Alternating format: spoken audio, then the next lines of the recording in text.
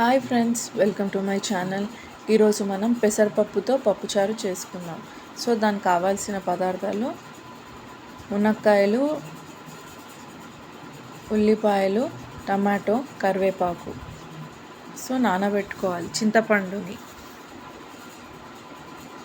పెసరపప్పుని కడిగేసి పెసరపప్పు, పచ్చిమిర్చి, పసుపు వేసి 3 విజిల్స్ వచ్చే వరకు ఉడికించి నెక్స్ట్ కుక్కర్లో ఆయిల్ పోసి ఆవాలు, జీలకర్ర, మిరపకాయలు, కరివేపాకు వేయాలి.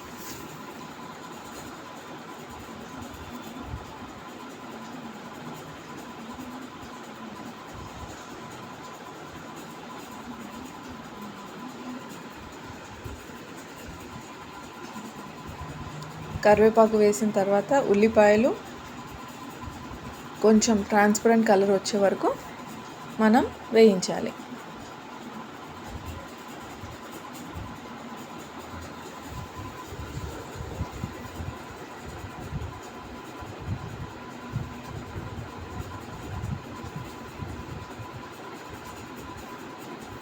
ఆ తర్వాత చూసారా, అలా దగ్గరకు వచ్చే వరకు మనం కలిపితే నెక్స్ట్ టమాటో, మునక్కాయలు వేసి కలిపి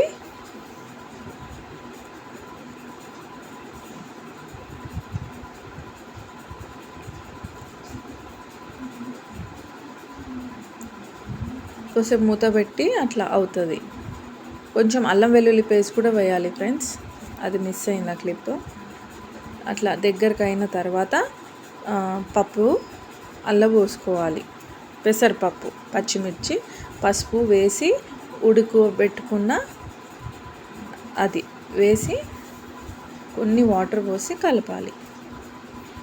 కొంచెం మరగనివ్వాలి. ఒక 5 minutes మరిగిన తర్వాత చింతపండు రసం వేయాలి. చింతపండు రసం వేసిన తర్వాత ఒక 15-20 minutes వరకు మంచిగా మరగనివ్వాలి. ఉప్పు, ధనియాల పొడి, కొంచెం కొత్తిమీర వేసి మంచి మరగనివ్వాలి.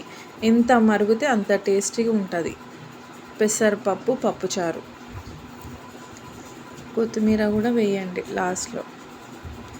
ఇలా మరగనివ్వాలి. ఇంకా మరిగించిన తర్వాత